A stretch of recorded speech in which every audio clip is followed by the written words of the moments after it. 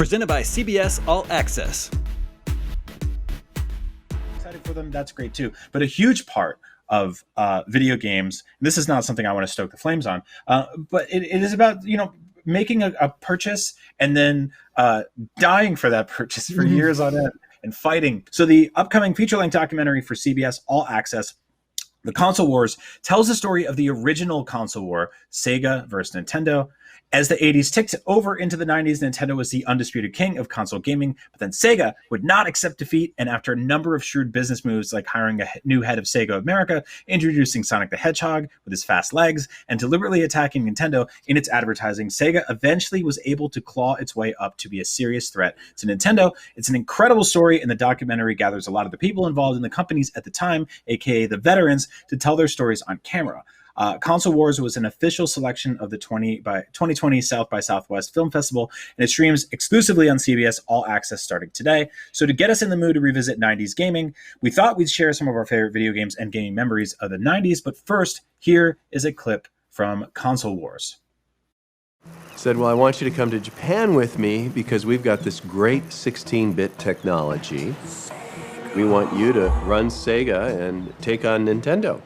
And I argued with him. I didn't really want to go. But my daughter, Ashley, said, this man came all the way from Japan to find you. You have to go back with him to see what he's talking about. It's your destiny. After a long discussion with family, I did go to Japan.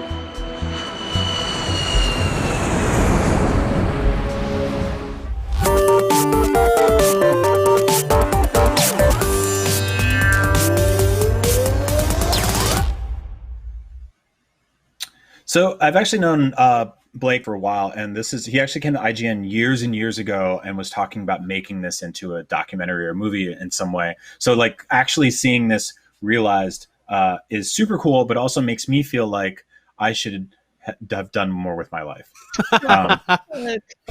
No, this is great. I'm super excited for this documentary because this was the original console war. Like this was the original thing that I remember people arguing over when we were kids. Like this, I straight up saw a kid in my cafeteria throw one of those like little milk things across the room to hit somebody else because he said that Mario was better than Sonic, and the other like. The dude's friend popped up with like a bodyguard with a history book and deflected it, and like milk exploded everywhere. Like that was like one of the first physical attacks I've seen happen in the console wars. But the 90s were crazy, and like the thing was like we everybody was ride or die for Nintendo for the longest time, and all of a sudden Sonic and Sega showed up, and Sonic was like, we have blast processing, we're faster, and it is no different than this teraflops stuff that you're reading in the comments. It's no different than everybody you see like fighting over like exclusive game libraries and stuff like that.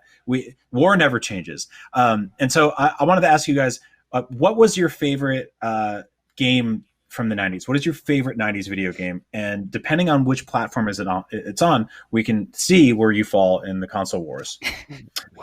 Casey, let's start with you. We can only pick one? You can pick a few. Okay. It's a fake challenge. Cool. Pokemon Red. Pokemon Okay. Red and The Legend of Zelda Ocarina of Time. And The Lion King from Super Nintendo, because that is like the most 90s thing ever, right? Yeah. Okay, so this sounds like you're a Nintendo fangirl. I did have a Sega Genesis, and I did play Sonic, and I have played Sonic, and I've also played Sonic on a Nintendo console. So, but yeah, I guess that very firmly puts me over into Nintendo territory. The Lion King's an interesting one because there's some games the like Sega version. Yeah, the Sega version, and also like Aladdin was different on Genesis than Super Nintendo. So you had like micro console wars there, which I guess people are arguing over, Spider-Man coming to the Avengers and stuff like that. Seth, what about you? It was Final Fantasy 3, but everybody calls it Final Fantasy 6 now because we decided to go with the Japanese naming conventions. That still is. Like I've played that again like recently in the last few years. I probably should go back and finish it, but man, greatest RPG of all time. Nothing has come close. That's Really? an awesome one. Really? Yeah. I like my RPGs turned base. And I like the stories to have steampunk wagon wheels in them, and for there to be a little Sasquatch who lives in a mountain that you may or may not get to join your party. Matt, what about you? I'm a wee baby, but even I gamed in the 90s. Although it's a little weird actually, because I grew up in Korea, and Korea didn't have consoles from Japan. Kind of like a history thing. Like they were just like, don't bring him over here. We just none of that Japanese culture stuff in Korea, at least during the 90s. So I didn't grow up with the game console until after I moved to America. But when I did, I got me an N64 and Pokemon Snap, which was great. Nice. And I think that's Yeah. 98, 99, 2000 maybe. Yes. Yeah, Maybe it's no, totally. That's Yeah. that's what's so Pokemon- fascinating about that decade is that you had people playing NES games at the beginning of it, and also Super NES games and Game Boy and N64. Like, yeah. like if you're a Nintendo fan, like there was a lot. It wasn't like it didn't feel like nowadays where it's just like there's like 9 years of PS3 or Lord, something yeah. like that. Yeah, I think I for had a me, Game Gear, I think. Sorry. did you really? Damn. I think I actually had a Game Gear as a kid. I remember my dad brought it for me because he used to go on business trips to Japan and would just get them. And he's like, here's this thing. And I was just like, cool. I don't know what this is. I don't know what the name of it is. But I definitely had it, and I played a Jurassic Park license game on it. I specifically remember playing a Game Gear on a road trip with my family, and it was hooked up. That thing used like 6 AA batteries that ate up in like 2 hours. And so we got this car adapter, and you plugged it into like the cigarette lighter thing in your car. But my dad stopped to get gas and shut off the car, and I just lost all the progress in the game I was playing. Oh. Yeah. I thought you were gonna say your dad went to light a cigarette. And then he never came back. No, that's not true. He didn't smoke, and he did come back.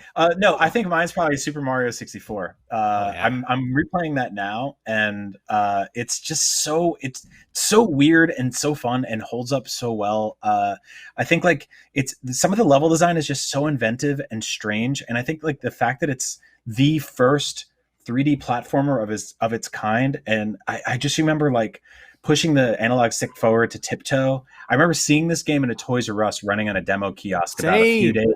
Yeah, it was a few days before I picked up my pre-order, and I specifically remember like turning away so I wouldn't see anything because I looked over and there was this like large young boy fighting Bowser, and I was like, "You can pick up Bowser and throw him by his tail. I can't look anymore."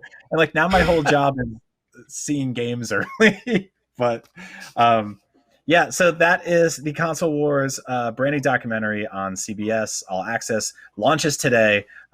Keep the war going, I guess. But be nice. Be nice in the comments over the Console Wars because it gets serious out there.